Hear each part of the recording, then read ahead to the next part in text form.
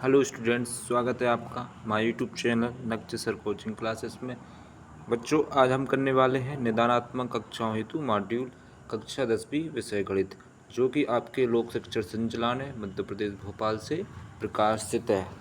हर साल इसमें लगभग 60 से 70% क्वेश्चन आने के चांसेस रहते हैं, जो कि आपके सिलेबस को काफ़ी हद तक पूरा कवर कर लेता है और आपके एग्ज़ाम में काफ़ी हेल्पफुल रहेगा। तो आइए देखते हैं। ये आपका सिलेबस है। इसमें हर एक चैप्टर से अंक आवंटित किए गए हैं कि कौन से चैप्टर से कितने नंबर के क्वेश्चन आएंगे। चैप्टर 1 में है जैसे 6 नंबर के क्वेश्चन आएंगे, चैप्टर 2 में है 5 नंबर के क्वेश्चन आएंगे, चैप्टर 3 में है 7 नंबर के। ऐसे ही हर एक चैप्टर से अंक आवंटित किए गए हैं, आप ये देख सकते हैं। आज हम करने वाले हैं अध्याय 1 वास्तविक संख्या। सही विकल्प चुनिए, खाली स्थान, सही जोड़ी, ये सब हम करने वाले हैं। तो हमारा पहला क्वेश्चन है 96 और 404 का एचसीएफ होगा। ए ऑप्शन है 120, बी है 4, सी है 10 या फिर डी है 3। बताइए इनमें से कौन सा सही होगा। तो 96 404 का एचसीएफ जब अभाज्य गुणनखंड विधि से निकाला जाएगा तो इसका आंसर आएगा डी ऑप्शन वो हमारा सही हो जाएगा 4। 96 404 का एचसीएफ होता है 4। नेक्स्ट क्वेश्चन है 12 और 15 का एचसीएफ होगा। 12 15 का एचसीएफ होगा। 12 के जब हम गुणनखंड निकालेंगे तो 2 से भाग देने पर 6 बार जाएगा, यहाँ 3 बार जाएगा और यहाँ 1 बार जाएगा। 15 के गुणनखंड निकालेंगे तो 5 15 और 1 5 1 5। इस तरह से इसके अभाज्य गुणनखंड निकले। अब इनमें ये देखना होता है कि कॉमन नंबर कौन से है एचसीएफ के लिए। तो 3 नंबर दोनों में है तो एचसीएफ हो जाएगा हमारा 3। एचसीएफ हो जाएगा 3 आ जाएगा। तो ए ऑप्शन इसका सही हो जाएगा। इसका ए ऑप्शन सही हो जाएगा। थर्ड क्वेश्चन है दो संख्याओं का गुणनफल बराबर 32 तथा उनका एलसीएम बराबर 8 है तो उनका एचसीएफ होगा। यहाँ पे एचसीएफ बताने हैं क्या होगा। तो दो संख्याओं का गुणनफल a इंटू बी, ये दो संख्या हैं, बराबर होता है एचसीएफ इंटू एलसीएम। तो यहाँ पे एलसीएम दिया है, दो संख्याओं का गुणनफल दिया है 32 और एचसीएफ निकालना है और एलसीएम दिया है 8। 8 से इसको डिवाइड करेंगे तो ये जाएगा 4 बार, तो एचसीएफ आ जाएगा 4। एचसीएफ निकल के आ जाएगा हमारा 4। ए ऑप्शन सही हो जाएगा यहाँ पे।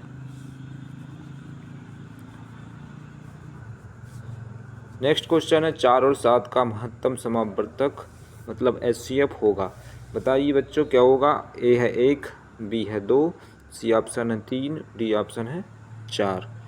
चारों ऑप्शन में से कौन सा सही होगा बताइएगा।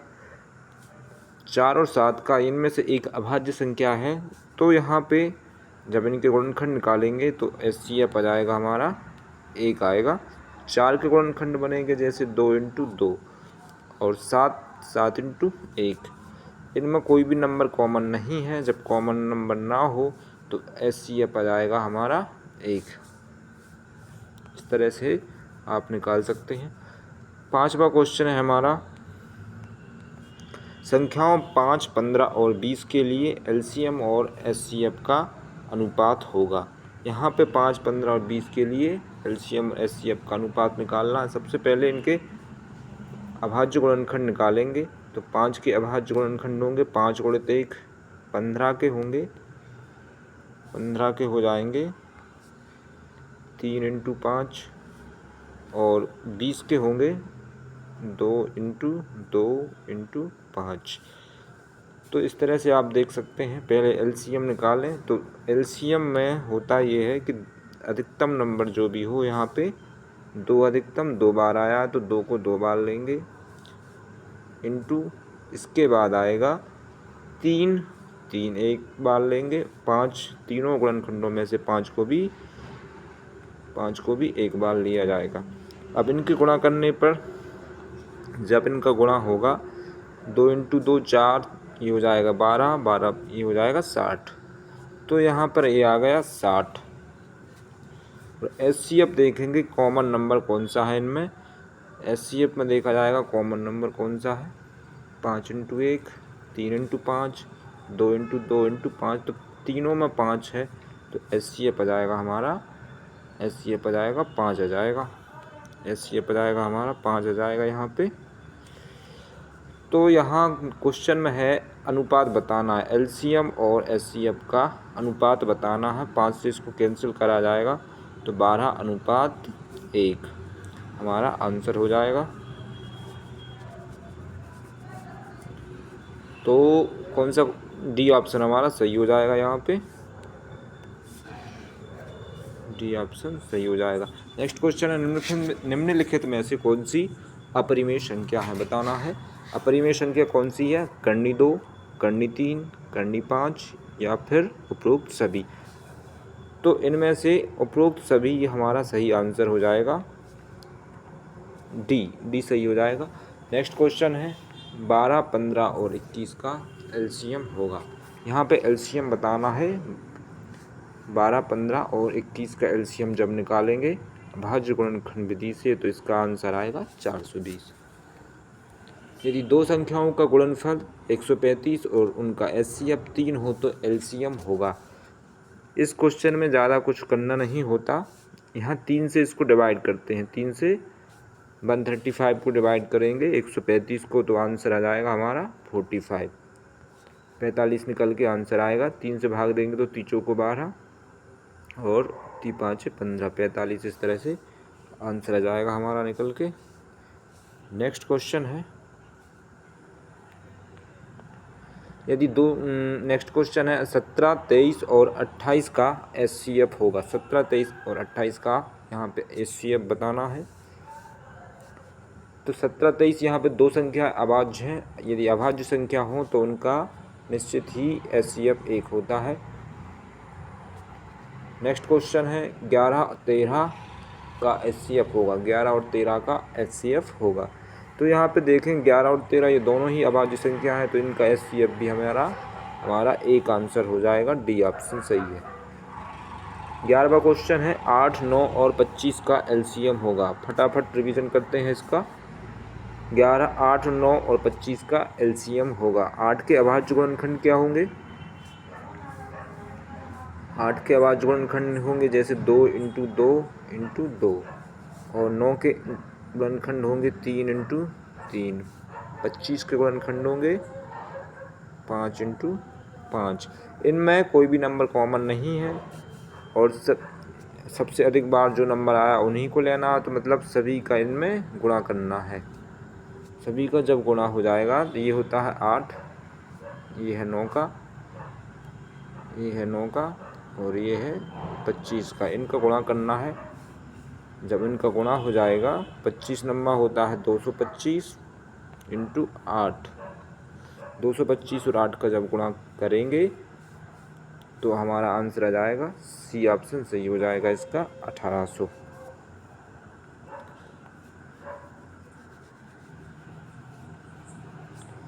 नेक्स्ट क्वेश्चन है 5 - कर्णी 2 कौन सी संख्या है। 5 - कर्णी 2 कौन सी संख्या है। ए ऑप्शन है परिमेय, बी ऑप्शन है अपरिमेय, सी ऑप्शन है परिमेय और अपरिमेय दोनों, डी ऑप्शन है उपरोक्त में से कोई नहीं। तो बताइए सही आंसर कौन सा होगा। तो 5 - कर्णी 2 होता है अपरिमेय संख्या, तो बी ऑप्शन हमारा सही हो जाएगा।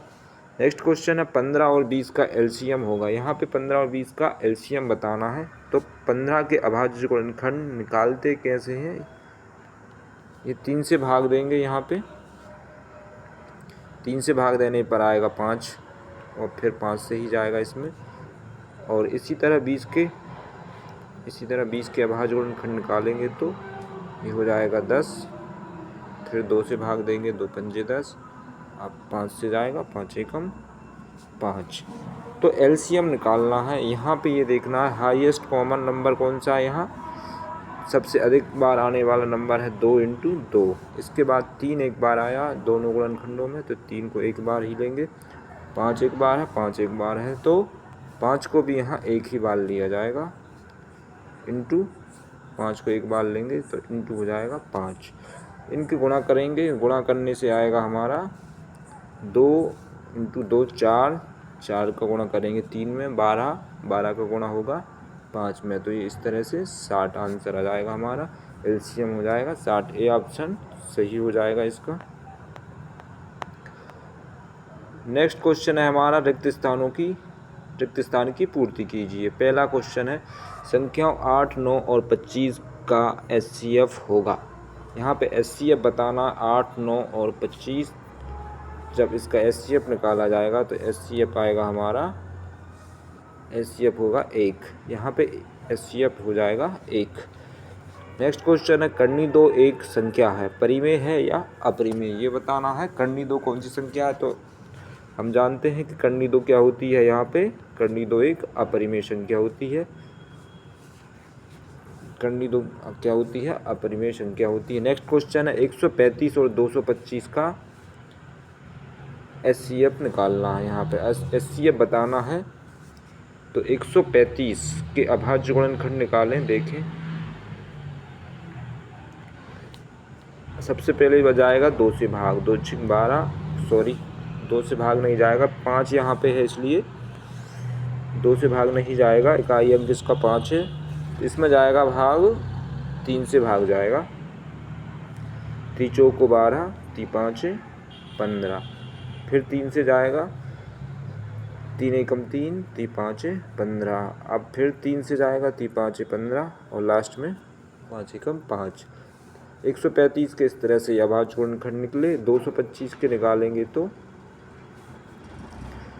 225 इसमें भी 3 से भाग जाएगा, 3 × 7 = 21, 3 × 5 = 15, 3 से फिर भाग जाएगा हमारा, 3 × 2 = 6, 3 × 5 = 15, अब 5 से जाएगा, 5 × 25 और 5 × 1 = 5, 5 × 25 और 5 × 1 = 5। तो इस तरह से आप देख सकते हैं इसमें एचसीएफ निकालना है।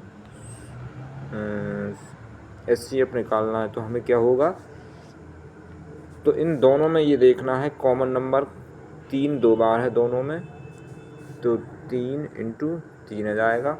इसमें 5 एक बार है लेकिन इसमें 2 बार है, तो 5 को एक ही बार लिया जाएगा। इनका गुणा करेंगे, ये हो गया 9, ये हो गया 45, 3 × 9, 9 × 5 = 45 आंसर हमारा सही हो जाएगा। यहाँ पे 45 इसका आंसर आ जाएगा 45। 135 और 225 का एचसीएफ होगा 45।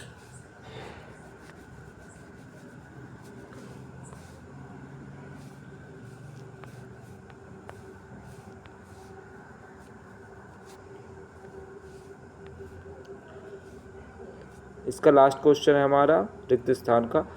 3 कर्णी 2 एक संख्या है, परिमेय है या अपरिमेय, ये बताना है। इसमें 3 कर्णी 2 जो होगी हमारी अपरिमेय संख्या होगी। कौन सी होगी, अपरिमेय संख्या होगी। 3 कर्णी 2 अपरिमेय संख्या होती है। नेक्स्ट क्वेश्चन है सत्य असत्य बताना है। यहाँ पे कौन सा क्वेश्चन सत्य है, कौन सा असत्य। एक प्राकृत संख्या का अभाज्य गुणनखंड उसके गुणनखंडों के क्रम को छोड़ते हुए अद्वितीय होता है। तो ये क्वेश्चन, पहला क्वेश्चन हमारा सत्य हो जाएगा। पहला क्वेश्चन क्या हो जाएगा हमारा, सत्य हो जाएगा। पहला क्वेश्चन सत्य हो जाएगा हमारा। नेक्स्ट क्वेश्चन है प्रत्येक अपरिमेय संख्या एक वास्तविक संख्या होती है। प्रत्येक अपरिमेय संख्या एक वास्तविक संख्या होती है।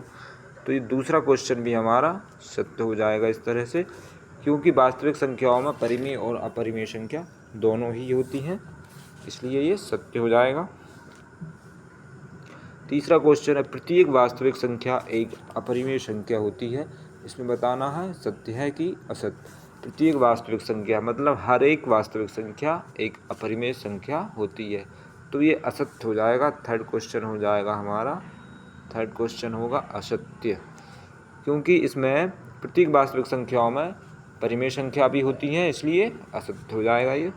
नेक्स्ट क्वेश्चन है 15 और 31 का एलसीएम 105 है। जब इनके अभाज्य गुणनखंड विधि से हम एलसीएम निकालेंगे तो ये 105 ही निकल के आएगा, इसलिए ये क्वेश्चन भी हमारा सत्य हो जाएगा। चौथा क्वेश्चन भी हमारा क्या होगा, सत्य हो जाएगा। पांचवा क्वेश्चन है 1/2 पांचवा क्वेश्चन है हमारा 1/2 कर्णी 2 एक परिमेय संख्या है। 1/कर्णी 2 एक परिमेय संख्या है। ये सत्य है या असत्य बताना है। तो 1/कर्णी 2 एक अपरिमेय संख्या होती है, इसलिए ये असत्य है। फाल्स है, मतलब असत्य हो जाएगा ये वाला क्वेश्चन। 5वां क्वेश्चन असत्य हो जाएगा। 6वां क्वेश्चन है यहाँ पे, दो संख्याओं का गुणनफल उनके एचसीएफ और एलसीएम के गुणनफल के बराबर होता है। जी हाँ, बिल्कुल ये सत्य है। 6वां क्वेश्चन हो जाएगा सत्य, क्योंकि दो संख्याओं का गुणनफल बराबर एचसीएफ इंटू एलसीएम होता है। नेक्स्ट क्वेश्चन है 26 और 91 का एचसीएफ होगा। तो 26 और 91 का जब एचसीएफ निकाला जाएगा, देखिए क्या होगा। 26 और 91 का एचसीएफ होगा 13। 26 के गुणनखंड क्या बनेंगे? 26 के गुणनखंड बनाओगे जब आप, 26 बराबर होगा, पहले 2 से भाग जाएगा, 2 एकम 2, 2 3 6, फिर ये 13 होगा तो 13 ही से भाग जाएगा।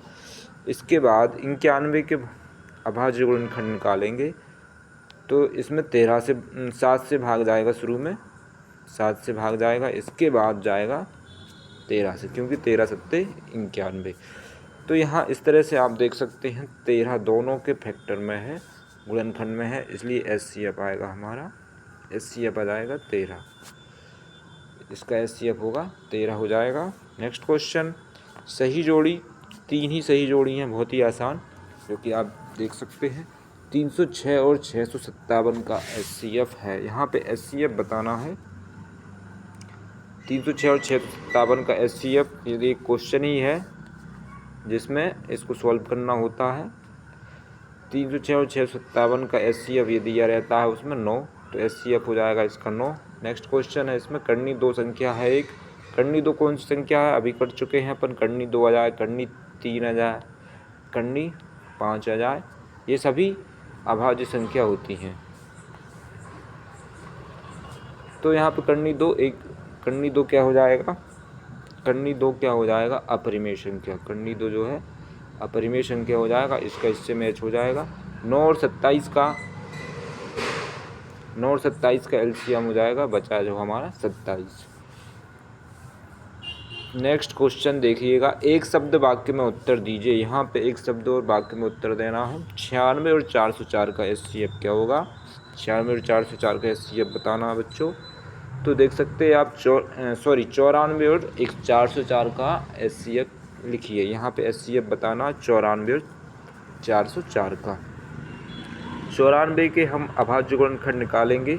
देखें, 2 से भाग जाएगा, 2 चौको 8 और 2 सत्ते 14, ये आ गया 47। चूँकि 47 एक अभाज्य संख्या होगी तो सीधा हम अब इसका 47 से ही भाग देंगे। 47 एकम 47 और 404 के अभाज्य गुणनखंड निकालेंगे तो 2 से भाग जाएगा, 2 दूनी 4, 0 का 0, 2 दूनी 4, आगे भी 2 एकम 2, 0 और 2 एकम 2। इसके बाद इसमें भी 101 अभाज्य संख्या है, तो 101 का भाग 1 में इसमें एक ही बार जा पाएगा। तो इस तरह से आप देख सकते हैं 94 और 404 का एचसीएफ कॉमन नंबर इसमें कौन सा है?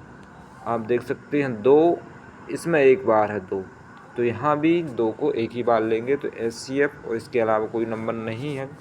हाईएस्ट कॉमन फैक्टर होता है, इसका मतलब कि 2 एक ही बार कॉमन है इसमें। तो यहाँ पे आप देख सकते हैं 94 और इसका जो आंसर आएगा 94 और 404 का एचसीएफ लिखेंगे तो हमारा आंसर आएगा 2।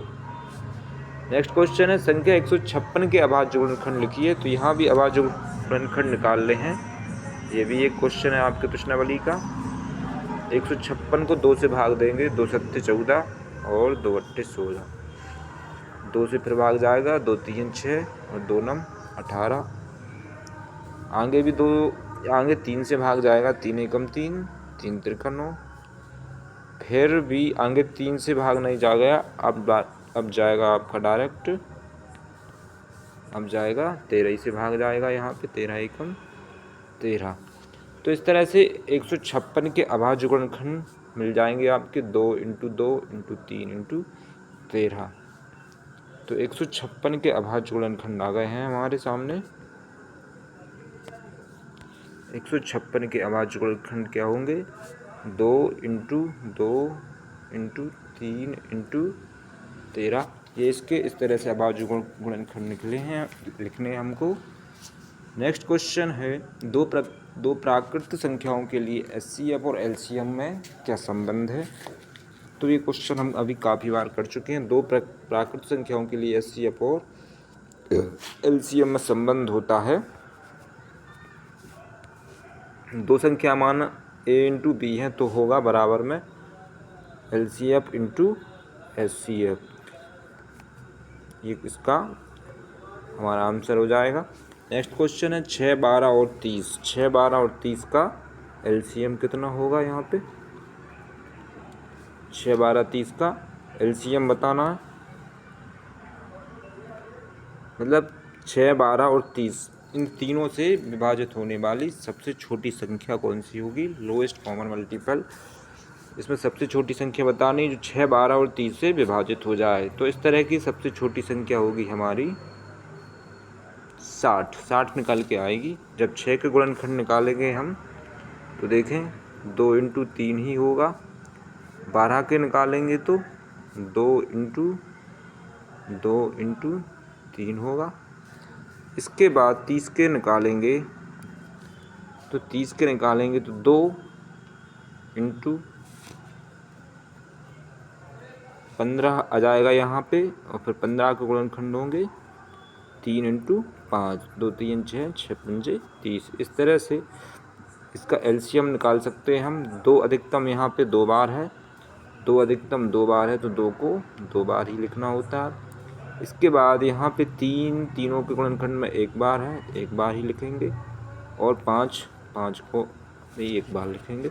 जब इनका गुणा करेंगे तो 2 दूनी 4 होगा, ये 12 हो जाएगा, ये यहाँ पे 60 आ जाएगा। इस तरह से आप देख सकते हैं इस क्वेश्चन का जो आंसर आएगा, एलसीएम जो आएगा वो होगा 60।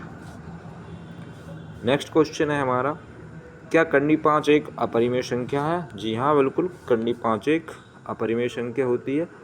तो इसका उत्तर लिखना है हमको हाँ। नेक्स्ट क्वेश्चन है, संख्याओं 8, 9, 25 का एचसीएफ होगा। 8, 9, 25 का एचसीएफ ये हमको करना है। तो आप देख सकते हैं 8, 9, 25 का एचसीएफ होगा हमारा 1 होगा, क्योंकि इस क्वेश्चन को हम पहले भी कर चुके हैं अभी।